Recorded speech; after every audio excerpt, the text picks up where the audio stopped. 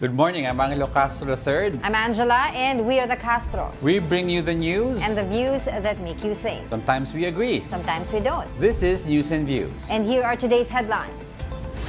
Kitty Duterte and her mother, Hanilet Avancenia, arrive in The Hague, Netherlands, ahead of former President Rodrigo Duterte's 80th birthday.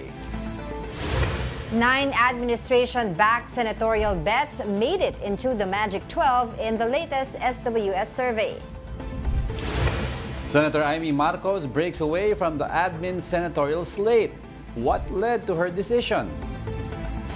And the Northeast monsoon or amihan season has officially ended in most parts of the country, signaling the onset of the dry season according to Pag-asa. First in the news, Kitty Duterte and her mother, Hanilet Avancenia, are now in the Netherlands to visit former President Rodrigo Duterte just in time for his 80th birthday on Friday. Joby Francisco with the story.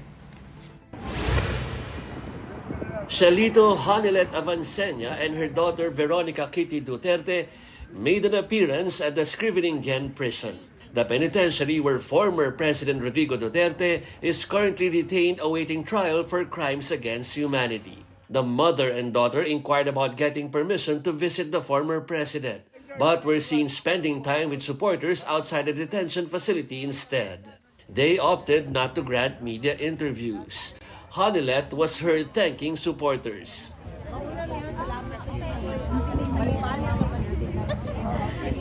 Vice President Sara Duterte told reporters recently that she's expecting Hanilet and Kitty to avail of the visitation slot for relatives on March 28, the birthday of the former president. While interacting with supporters, Kitty wished her father a happy birthday. Good health and unta mukaon na gyud siya sa ilang pagkaon dira sa sulod, di na maginahigulon. Kato lang gyud. The mother and daughter obliged to have pictures taken with their supporters and after an hour left the penitentiary. Kitty filed a petition at the Supreme Court for her father, hoping to bring him back to the Philippines.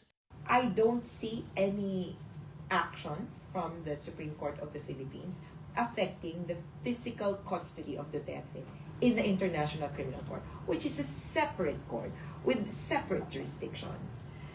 Could you imagine the Philippine Supreme Court ordering the ICC judges, hey, I want him back? Not even President Marcos can bring him home. The arrival of other members of the Duterte clan come at a time when the proceedings of the Crimes Against Humanity case against the former president are underway, with the prosecution panel recently submitting 181 pieces of evidence. Reporting from the ICC here at The Hague, Joby Francisco, we are One News. Meanwhile, senatorial candidate Gringo Honasan, Representative Rodante Marcoleta, and other former military officials have launched a signature campaign urging the return of former President Rodrigo Duterte from The Hague. Honasan said a desk will be set up at Liwasang Bonifacio for those who wish to sign. He added that signatures will also be collected online to accommodate overseas supporters. The campaign aims to file a petition before the ICC through a people's initiative. Honasan emphasized that there is no specific target for the number of signatures and the petition will be submitted as soon as possible. Isa first report, things are gearing up for Friday, tomorrow. Yeah. So The Hague, I think Saturday sa atin, no? Because aside from the birthday of former President Rodrigo Duterte, may mga nagpo-post na sa, tayo saw ito sa online, yung Green Movement or the Green Movement Rising, which is supposed to, the green is sila Sara Duterte, VP Sara, di ba? So parang launching ng movement nila. Oo. And well, along with this, yung signature campaign na pinangungunahan ni Senatoriable Gringo Honasan, Representative Rodante Marcoleta, this is only to show yung widespread support para kay former President Rodrigo Duterte. Kasi even if, I think, hindi naman ako lawyer, pero even if you submit the signature campaign doon sa ICC, I don't think they will look at it that way, Kasi syempre, ang ICC, they only look at cases that are, genocide, war against humanity, crime cases of like that. So I don't think they will look at it the same way yung signature campaign na ginagawa nila. So this is just political and advocacy effort, tingin ko. The ICC will not even look at it, yung mga signatures at all, because number one, people's Usually they always they always look at it yung mga cases na to with evidences di ba? No, I mean, they won't even consider it pauwiin at all because malinaw ang sinabi ni Attorney Cristina Conti, no one can compel the ICC to do what they don't want to do because they have jurisdiction already over former President Rodrigo Duterte. Not even the Supreme Court, not even daw President Bongbong Marcos can order the ICC to have President Rodrigo return. Yung usapin sa kaso, that's a totally different thing. But wala, it's all in the hands now of the ICC. Kaya nga itong ginagawa nila, it's more of like showing nga yung widespread support para kay FPRRD. I think this is more of political and advocacy effort. I think this is more of a local goal. Just to show... Kasi dito sa bansa natin, mahilig magaganyan. Yeah, that's number one, a people's initiative is used for a referendum on certain laws. Kasi di ba you can pass laws through people's initiative also. So I don't see the goal of this. Kahit may 3 million signatures at binigay mo kay President Bongbong Marcos. Hindi, kahit binigay mo nga kay President Bongbong Marcos I don't see what the goal is. But it's just a show, tama ka? Yeah, it's just a show of support. Support na mapakita sa tao na sa buong mundo na there are widespread support for him. Alam naman natin lahat, but I think they know that. It's just that yun lang. They want to put it on record how many people support the former president. So, dun sa magiging birthday, tulad nung nabanggit natin yesterday, sinabi nga ni Vice President Sara Duterte sa mga supporters nila dun sa the Netherlands. So, maigi mag-picnic-picnic na lang sila doon, mga pocket groupings, 'di ba? Kaysa yung mag-organize sila ng massive rally doon kasi mahirap daw kumuha ng ng permit. You always have to, you're talking about sa Europe lang at least. But you always take statements like this of any politician with a grain of salt. Siyempre, hindi mo ipapakita yung alas mo Ano ba plano mo talaga, di ba? Kasi Saka dito, di ba sabi, may mga prayer vigil. This is a catalyst. This might be a catalyst for the green, they're posting green So it's a movement they're trying to build, just like the movement of former Vice President Leni Robredo, yung pink movement. Pink naman. Oo, which nagpakita ng lakas during the last election, although natalo. But there's what you call the wave of pink. Ito na nga yung green, green movement. And another support pa from the OFW, yung pinag-uusapan din natin yesterday, yung zero remittance for the day. Diba? Pero yun nga, napag-usapan na natin yan yesterday. But moving forward, Diego. All right, the Senate President Jesus Escudero said the upper chamber has no plans to retaliate following Pro-Duterte OFW's plan for a zero remittance week. Escudero emphasized that retaliation is not the appropriate response and called for understanding instead. This comes after a statement by Presidential Chief Legal Counsel Juan Ponce Enrile, who warned OFWs that Congress could retaliate if they halt remittances in protest of former President Duterte's ICC detention. Enrile suggested lawmakers could revoke privileges such as income tax exemptions and remittance benefits. Pro-Duterte group Maisug Croatia said their zero remittance week will run from March 28, coinciding with the former president's birthday until April 4. Hindi ito issue ng gantihan. Kung gusto natin pahupain, pababain yung emosyon at tensyon, hindi siguro tamang reaksyon ng gumanti at pumatol. Siguro ang tamang reaksyon ay lawakan ng pag-unawa o intindihin at tanggapin ang sitwasyon at hikayatin sila na maghanap marahil ng iba pang pwedeng gamiting paraan para ilahad yung kanilang nasa sa loob at damdamin. Karapatan po nila yon, pero makakasakit yon hindi lamang sa ating ekonomiya, pero sa maraming pamilyang Pilipino na umaasa sa kanilang mga kamag-anak at mahal sa buhay para sa kanilang pang-araw-araw, lingguhan at buwanang gastusin.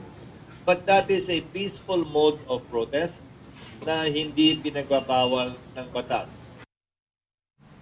Ayun. So, just like we talked about yesterday, talagang mas may epekto sa economy natin for the day, pero hindi naman ganun kataas. Kasi isang araw lang naman din yan. But of course, ang mas maapektuhan yung mga pamilya nila kasi for that day or for specific time, medyo madidelay ang bayad nila for utilities sila and other expenses. Kasi hindi mo gusto yung pamamalakad ng isang mga grupong politician.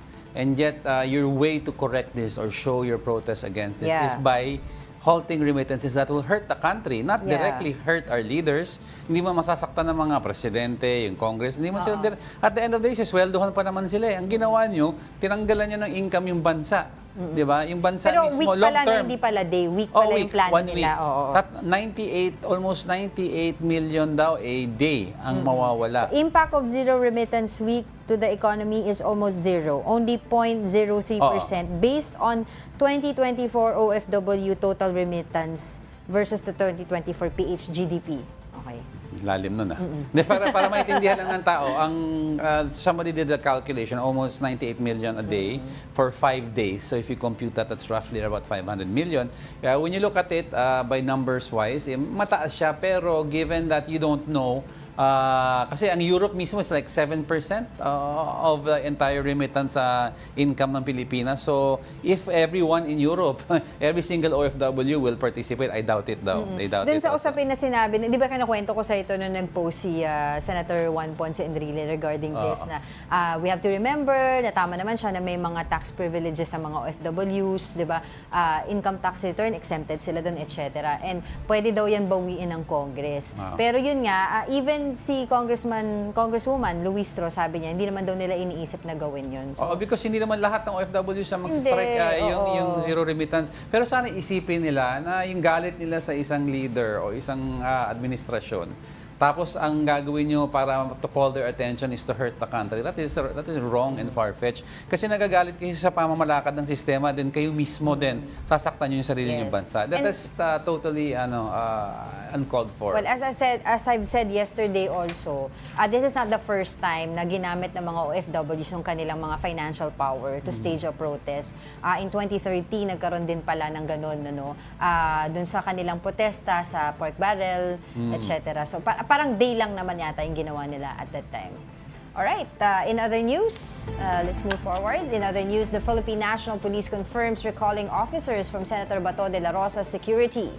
The PNP said that 2 officers assigned to De La Rosa's security detail were recalled in January. Police spokesperson Brigadier General Jean Fajardo said the move was in compliance with COMELEC Resolution 11067, which automatically revokes security assignments during the election period. Fajardo clarified that despite the recall, De La Rosa still has 4 police officers assigned to him with COMELEC-issued exemption certificates until June 11. She added that the senator has more police escorts than most officials, who are usually limited to 2 under the resolution. Dami pala Di ba, escort. pinag-usapan na rin natin yan yesterday. I mean, I think off-cam ata na it's part of dahil election Election diba? yan. May recalling talaga yung pag-election. Tsaka Tapos hindi lang unless siya- meron kang exemption. Pati si VP Sara na-recall ng certain officers last year. Last year, hindi naman yung No, regarding not within sa... COMELEC exception. But I'm saying it's not targeting. Si VP Lenny before. VP Lenny. I mean, it's not targeting specific. It's just that the iba-ibang circumstances. Ito because may election, may election resolution. Yung kay VP Sara, it's because nagkaroon ng mandate na bawasan because i-reassign sa ibang place. So kanya-kanya. Prerogative naman talaga ng PNP yan Pero minsan talaga yung decision nila will be, of course, yung cost and other reason. And of course, minsan political. Diba? Let's be blunt about it. But alright, we'll be back with more stories after the break. Keep it here on One News.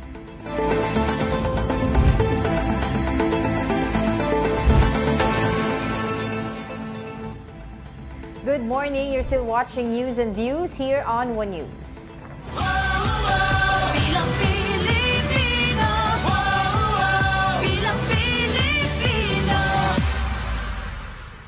9 candidates from Alyansa para sa Bagong Pilipinas led the latest commission survey by social weather stations.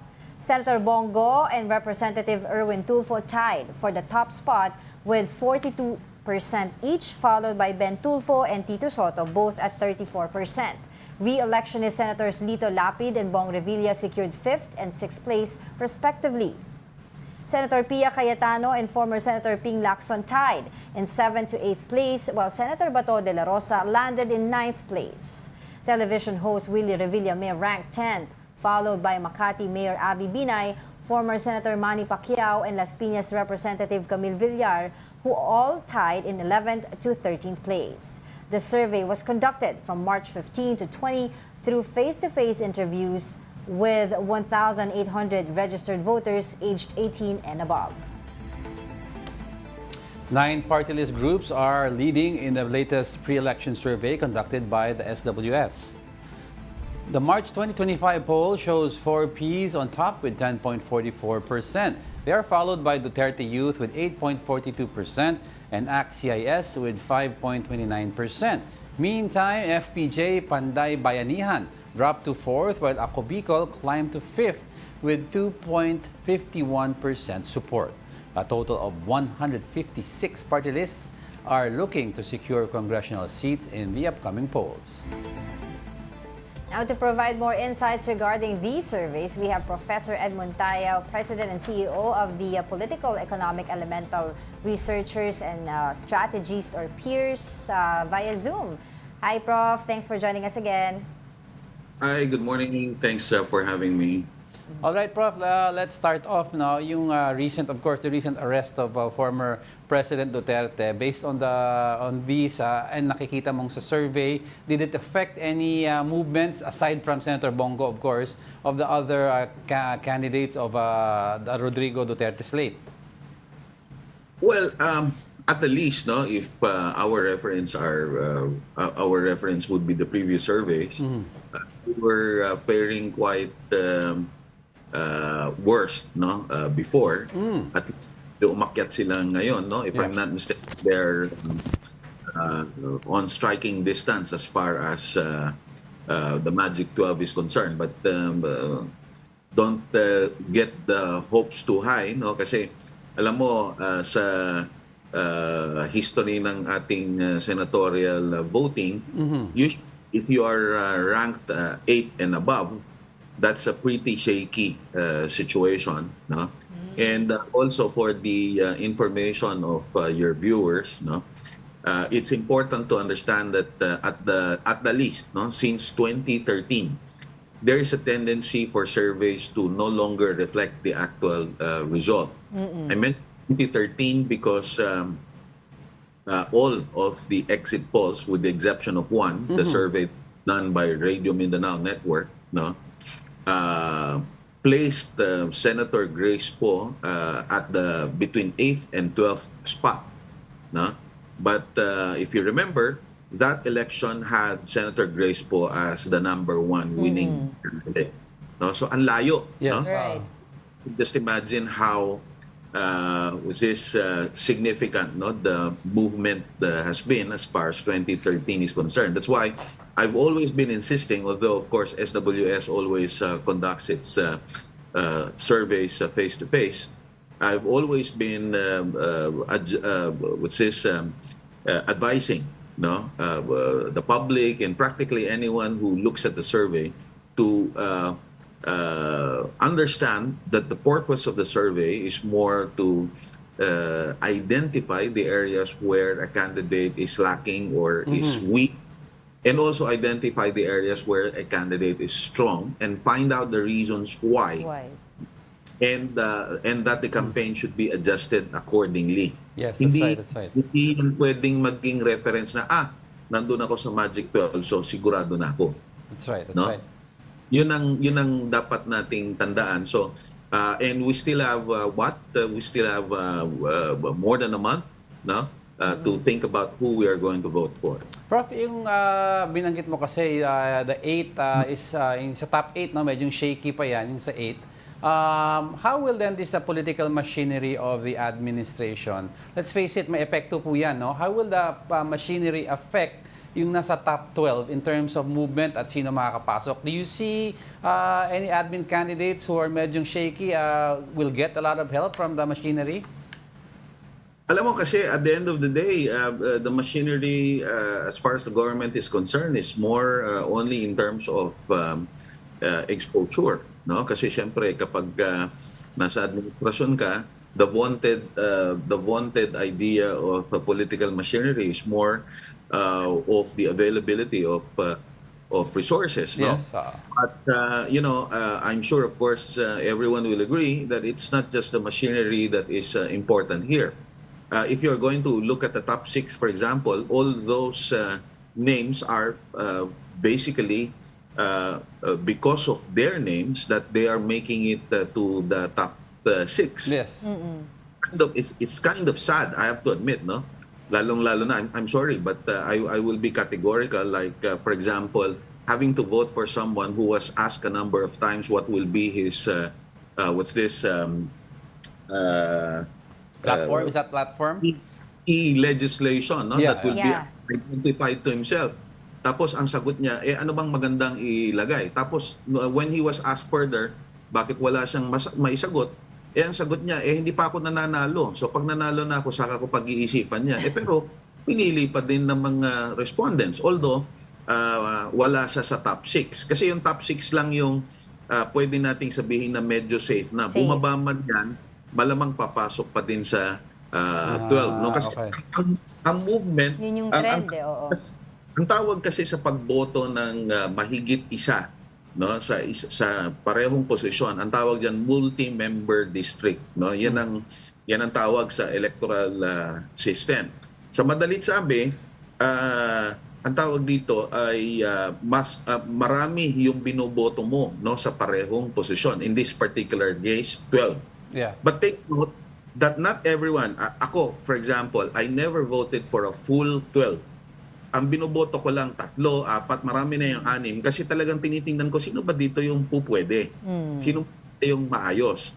So ang advice ko sa mga nanonood, sana naman piliin yung mabuti yung iboboto nyo at hindi nyo naman kailangan kumpletuhin yung 12. Now having said that, dahil hindi lahat bumoboto ng 12, yun ang rason kung bakit mahirap i-predict, no, kung paano magiging ranking nila at kung papasok nga talaga yung particular candidate. Yeah. So, Right. yun ang naglalaro dito. It's more a battle of popularity than a battle of machinery Qualifications. or campaign, no? Yeah. So, siguro battle din ito ng budots, no? Battle ng game show hosting, no? Doon na tayo nalalagay talaga, Prof. Pero Prof, let's talk about Senator Imee Marcos. Yesterday, she officially withdrew, diba, doon sa alyansa para sa bagong Pilipinas ng kanyang brother, ang ating presidente ngayon. Ano? And ano ba yung mangyayari sa kanya ngayon dito? Bababa pa rin ba siya or medyo may movement pataas now na finally nakita natin na meron na siya talagang official na pinapanigan? Kasi before, di ba, ang tawag nga sa kanya namamangkas 2 ilog Prof. Alam mo, I hate to be candid, no, and I'm commenting more in terms of political strategy, Right. no. In terms of political strategy, it seems that she's been practically experimenting on. I really have no idea what kind of strategy she's been experimenting on, but clearly I said experimenting on kasi pa iba-iba no? Right. Kaya yun din yung rason kung bakit I have no idea also why she must have thought that the Duterte name and the Duterte bandwagon, no, will Carry her. give her some magic pill and pull her numbers up, no? But again, clearly, if you look at the survey, it seems that it's not really been working well, no, for the slate of the former president, no? Hindi mo naman pwedeng sabihin hindi kilala yung mga yan, no? Marami sa kanilang hindi kilala, no? Yung mga abogado na naging kilala sa kanilang profesyon, ano?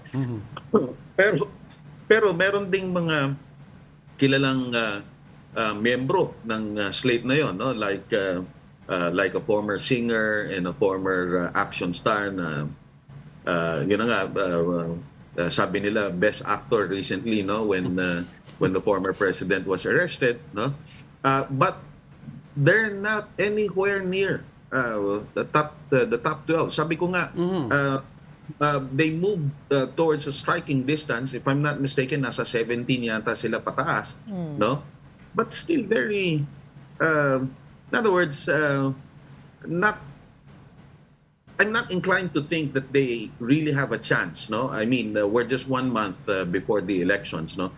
if by now you have not been appearing in the Magic 12, I'm not sure what else you can do to pull up your numbers. So, Prof, pero about, the outlier, si Senator Bongo, so what really pulls him up aside from the Malasakit Center? Kasi if you're looking at si Senator Bato and he's at the 9th or 10th position, of course, a staunch ally of President Duterte. Now, if you Very vocal. let's hypothetically put the Malasakit component with Senator Bato. Do you see him climbing up to the same position that Senator Bongo would have? In the first place, unang-una, tandaan natin, wag nating kalimutan na yung pambansang photo bomber nga na sinasabi nila, Yeah. doon naman nagsimula si Senator Bongo, no?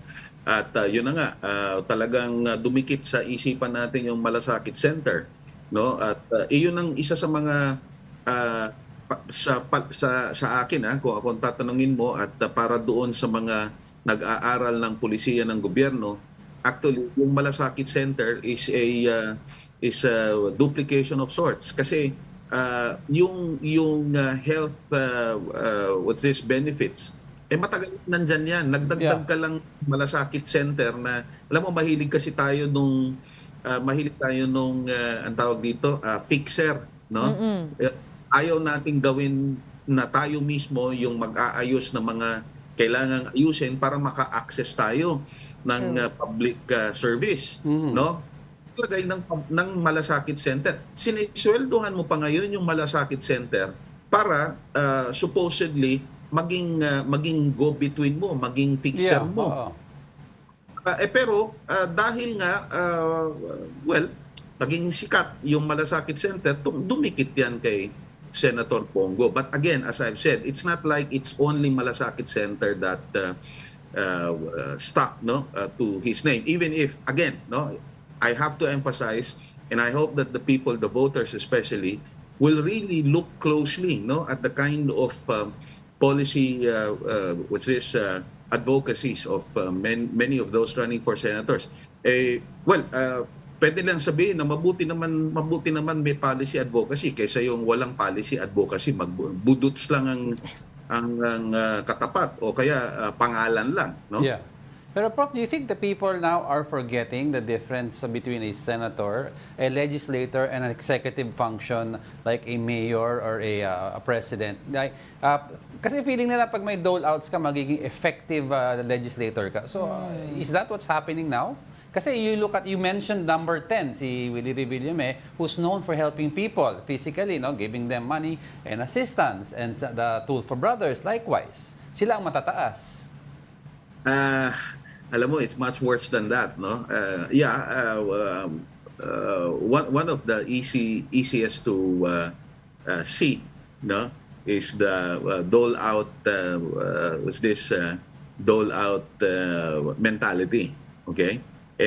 Lalo na, isipin mo na lang, may ayuda pa din tayo, tapos na yung pandemic. Naka 2 taon nang matatapos yung pandemic, pero may dole-out pa din tayo, no? Assuming, of course, that we're still in transition, I'm not exactly sure, what is the objective of this dole-out. And also, for the information of everyone, if you are going to look at the proceedings of the budget process, naging controversial yan. Pero actually, ang hindi ninyo nalalaman, ang nagdagdag po at nagtanggal ng budget sa ibang ahensya ng gobyerno at inilagay sa ayuda, hindi po sa House of Representatives, sa Senado po nangyari yan. So kaya doon mo makikita na yung Senado natin talagang hindi ko na maintindihan. Alam po ninyo, mga kababayan, sana naman bago kayo bumoto ng mga kilala lang ang pangalan at nakikita nyo lang sa TV, sana balikan din nyo yung Senado mga 15 years ago, na merong kang Kiriam Defensor Santiago, merong kang Jovito Salonga, merong kang Wigberto Tañada, no? Meron kang Ople, at magagaling at talagang papakinggan mo ang bawat salitang bumutawi sa bibig nila pag sila'y nagdedebate sa Senado. Yung nakikita natin sa Senado, hindi na no? So, bakit pwedeng baguhin nyo pa yung mga pinipili ninyo? Prof, Let's talk about Senator Bam Aquino and Kiko Pangilinan. Nakikita po natin dun sa trend, medyo paakit sila. Although, wala pa rin po sila sa top 13 or top 12. And both of them have been very quiet about what's happening right now. Ano po ba mangyayari sa kanila? Kung sila ba ay magsalita about what's happening right now, mas aangat pa sila or maigi ng ganito na lang sila? Alam mo, maganda yung tanong mong yan. It would have been best really, no, na, kasi parang ang lumalabas tuloy dahil gusto talaga nilang manalo, walang pinagkaiba yan sa namamangka sa dalawang ilog. No? Na, kumbaga parang sigurista ka, ayaw mo nang, you don't want to make a stand anymore because you're afraid that it will hurt your campaign. Will rock the boat. If they really are, who they are as they have been fashioning themselves, no, to be to be vanguards of truth and good policies for the government, they should really stand up for it. No, especially for Senator Bam Aquino, no, take note mga kababayan. Dati yellow ang talagang ginagamit nilang kulay at talagang doon naman nakilala ang pangalang Aquino, no? So yung bang pagpapalit ng pink, ibig sabihin may ang tawag dito, merong equivalent na pagpapalit ng policy at political positions. Merong mang ganon, sana madinig po natin kung talagang merong ganong pagbabago. Katulad na nabanggit ninyo, sa totoo lang, kaya hindi din sila napag-uusapan, kasi nga, wala din naman tayong nadidinig na, kumbaga, words that will really stick to, or at the very least will whet the appetite of some voters to consider them. Prof, well, there has been talk since nawala na nga si Senator Imee at saka yung medyong lagi daw absent si Camille Villar sa admin slate that si Senator Kiko, former Senator Kiko Pangilinan and Senator Bam Aquino, there might be talks already to try to get them into the slate of the admin back slate ni PBBM. If and when, let's say, nag-usap sila, in their best interest for them to win, do you think it would be prudent to distance themselves or maybe try to get the voters from the Northern Bloc? Well, it's difficult to say now, no, how it will impact unless until such time that we actually see how they're going to do it. If they could just join the administration slate without explaining anything how they did it and without addressing the so-called elephant in the room, in the sense that, for ages we've known them to be on opposite poles, no, it's not going to help their campaign. But if the moment they join the administration slate and make an announcement that this is because of common stance on particular issues 1, 2, 3, blah blah blah, no, that we're setting aside our personal political differences and so on, that might just work. Really? Pero although si Toby Tiangco, yung campaign manager nila, has already released a statement yesterday saying it's untrue daw yung mga rumors na lumalabas. And even Angat Buhay, sabi din nila hindi daw totoo yung naririnig natin na may talks between Aquino, Pangilinan, and the Alyansa. Yun ang sabi nila. Just to give context sa mga viewers natin. Kahit naman sabihin natin na meron o walang talks na nangyayari, alam mo sa politika, anything is possible eh. Yun nga magkakakampi, katulad yan, magkapatid na at lahat, ano? Pero nagkaroon pa din ng hiwalayan, no? Although again, mahabang kwento yan, no? If we are going to put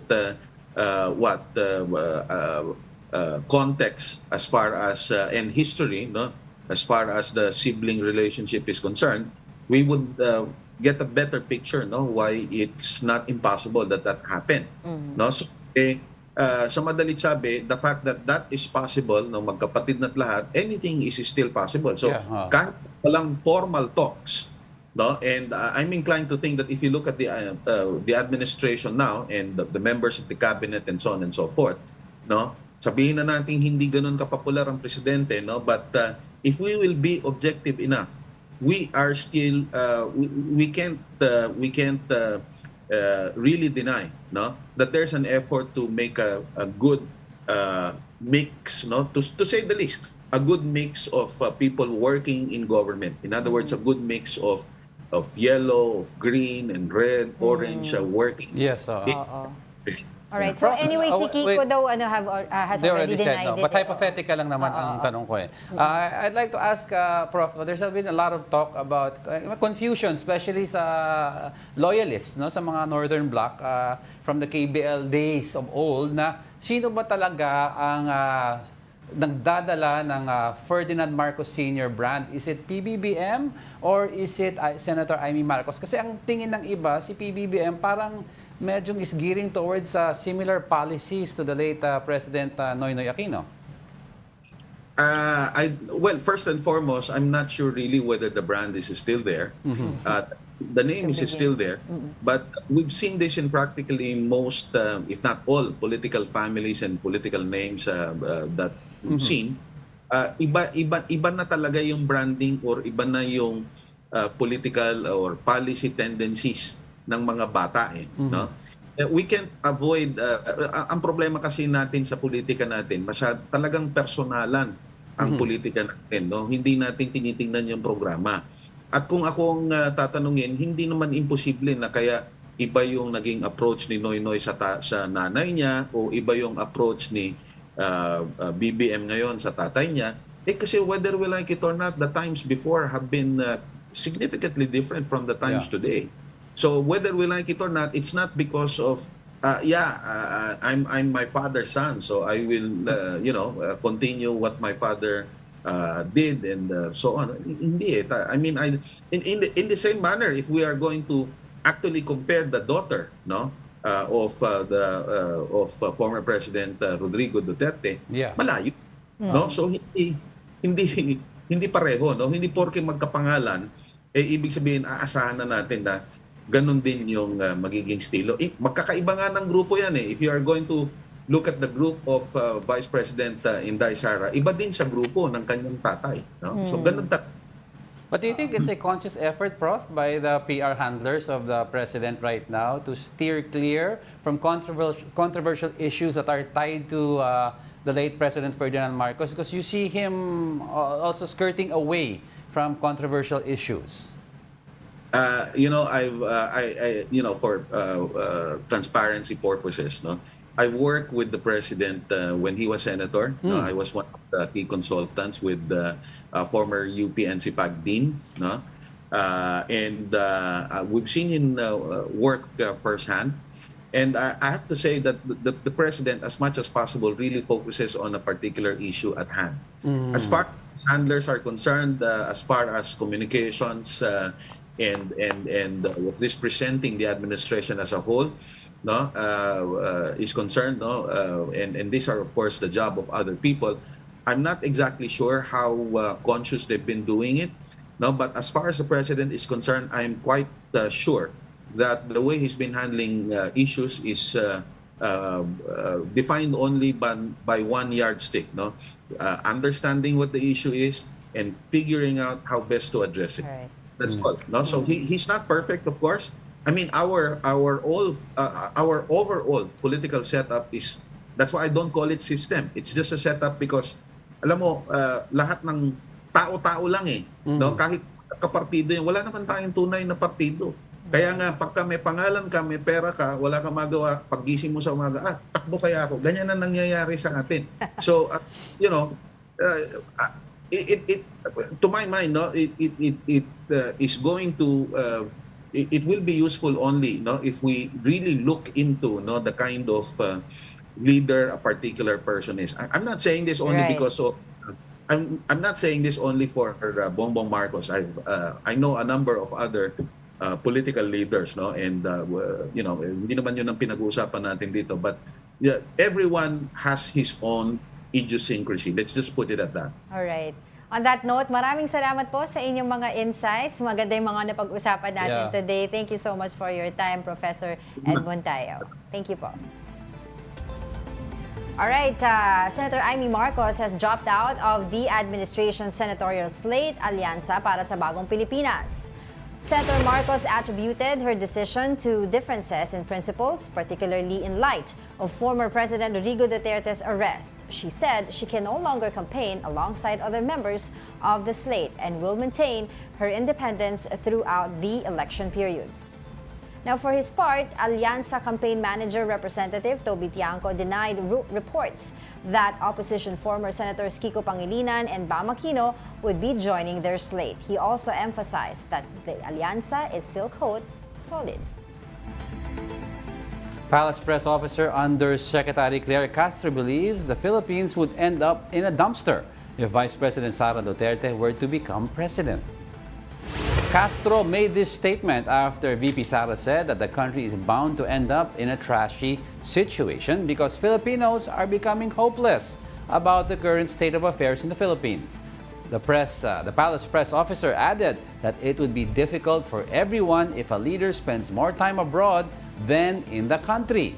VP Sara is currently in the Netherlands to assist her father, former President Rodrigo Duterte, in his ICC case. Lugmok na tayo sa kahirapan. It seems that we are working to go to the dumpster. No? As I said noon, we are on this road to perdition. Somehow, walang nakikitang hope yung mga tao dahil wala din silang nakikita. Nawawala ang pag-asa ng mga Pilipino. Hindi ba siya yung nawawala sa Pilipinas ngayon? Hindi ba mas magiging mapupunta tayo sa dumpster kung ang magiging pangulo natin o ang magiging leader natin ay ang mga katulad nila VP Sara, mas na inuuna pang magpunta sa abroad, magsilbi sa isang tao, although tatay niya po yun, pero marami pa rin pong Pilipino na umaasa sa kanya bilang vice-presidente. Don't go away because we're not done yet. Stay with us.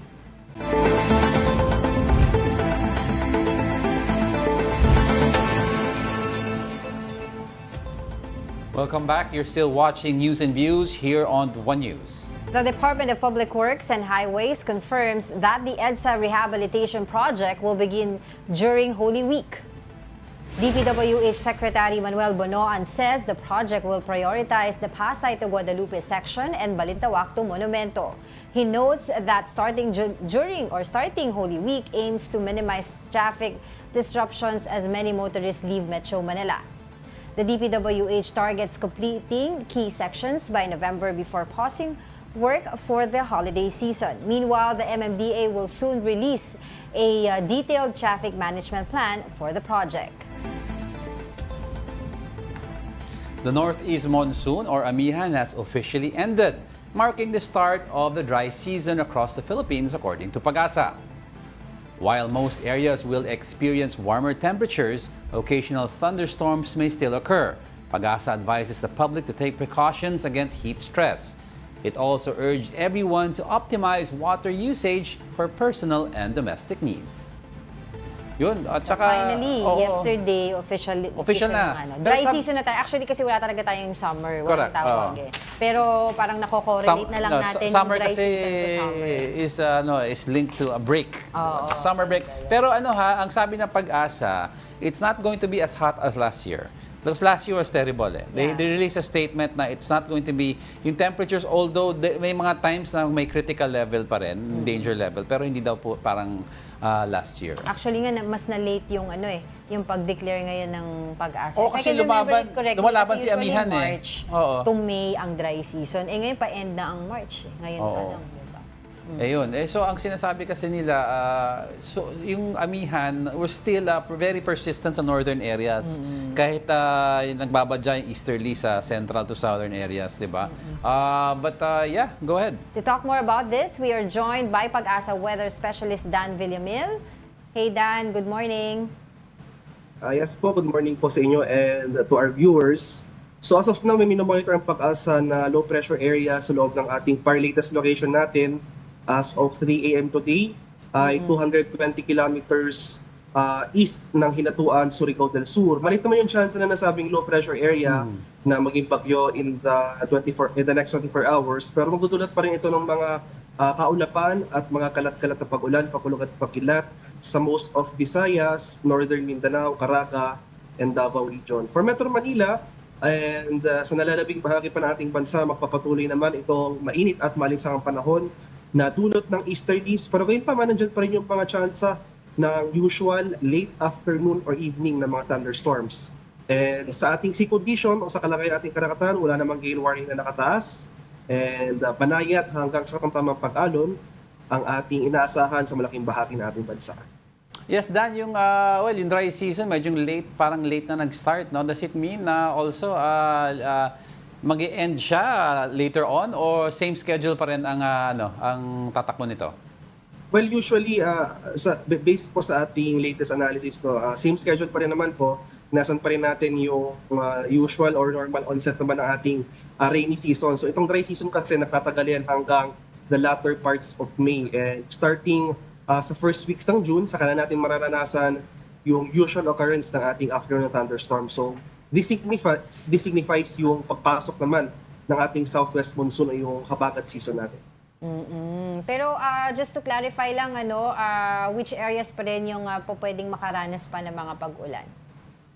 So most of the country, so since nag-terminate na po tayong northeast monsoon at inasa na natin yung onset ng dry season o tag-init, mas madalas na yung ating thunderstorm activity. So most of the country makakaranas na ng mga usual na late afternoon to evening thunderstorms. And then finally, Pag-asa made pronouncements, I think this last few days na yung although dry season at magiging mainit na, pero hindi daw magiging sing grabe ng last year. Is that correct? Yes po, so inaasam kasi natin, papunta tayo sa tinatawag nating ENSO neutral condition. So patapos na yung nakaraang La Nina, and maalala natin last year, may episodes tayo na El Nino. So inaasam natin, mas makakaranas tayo or mas usual yung mga thunderstorms. So usually nakakatulong naman ito na hindi ganun kataasan yung ating maximum temperatures na naitatala usually sa tanghali or hapon. All right, thank you for that. Pag-asa weather specialist Dan Villamil. Now in sports, the dream continues for Filipina tennis star Alex Ayala, who stunned world number 2 Iga Swiatek to storm into the Miami Open semifinals. Ayala secured her third straight win over a Grand Slam champion in the tournament. The 19-year-old took control early, crushing set 1 before a tough set 2 win to seal the deal. Final score is 6-2 and 7-5. In the semifinals, Ayala will be up against either Emma Raducanu or world number 4 Jessica Pegula. After her win, Ayala thanked fans for their support. International Women's Month may be ending, but these Filipina designers are keeping the spirit alive, making their mark on a global stage through Nike's latest signature shoe. Mobile journalist Denise Valdesancho has the story. 3 brilliant Filipinas, 1 iconic shoe. Meet the designers who gave a new look to the WNBA champion and Olympian Sabrina Ionescu's signature shoe Nike Sabrina 2. Branded as the Nike Sabrina 2X Titan, Alex Papa, Larry Gasman, and Ayla Torre translated their vision into a reality. What was cool about it was, I think kahit iba-iba yung shinare namin, nagkaroon siya ng parang overarching theme na nakaka-relate kami. The color of a neutral light bone dominated the sneaker, accented with purple, emerald, and blush inspired by Titan's Show Her Love community. This was coupled with the New York Liberty's seafoam teal shade. Torre, also a former player and hails from the Ateneo and UP Diliman, depicted the growth of the game through the empty bleachers seen on the left insole. To go back to Titan Show Her Love tournament, wala naman ganun dati, especially nung time namin and even before. Madalang yung ganong opportunities for female basketball players. Gasman from the College of Fine Arts and Design of the University of Santo Tomas envisioned her element through the fire spinner, evident in the pink to yellow gradient swoosh and imprinted on the right insole. And I think that speaks to the duality of any woman, that we're very resilient, that we can do anything, that put us anywhere and we will thrive. Papa, a UP Baguio graduate and a designer for Titan, focused on women's efforts and opportunities, symbolized through make-space typography, 10-gram puzzles and Bauhaus shapes on the heels, as well as the Hooper graphic behind the tongue. Parang sinasalamin niya din yung mga efforts ng mga kababaihan and then yung mga opportunities na meron tayo na meron tayong opportunity Pero kailangan natin ng tulong ng iba, like our supporters, 'di ba, yung mga cheerleaders natin. Reflecting on the time UNESCO stayed in the country, the designers highlighted both her warmth and cold-bloodedness, making an impact to every Filipino. A woman, if you put her in a situation na parang, can you show the best of you? Can you show your fiercest self? Yes. But also, the other side of the coin is that we're women. We're loving. More than just sneakers. Well-received siya across all genders. Yung objective din nung lahat nung initiative of empowering women is gearing towards a culture na mas inclusive. To everyone who will wear this shoe. I hope that they remember when they wear this shoe that anything is possible. They have it all in them. And I hope that the men wearing this shoe always remember to think, what can I do to support a woman today and every day? Mobile journalist Denise Valdesancho. We are One News. Ayan, so that's another day of news, di ba? And before we let you go, I'd like to leave everyone with a quote. Civilization begins with order, grows with liberty, and dies with chaos. A quote from Will Durant. That wraps up today's episode of News and Views. Join us again tomorrow. I'm Angelo Castro. And I'm Angelo Castro III. We are One News. All sides, all the time.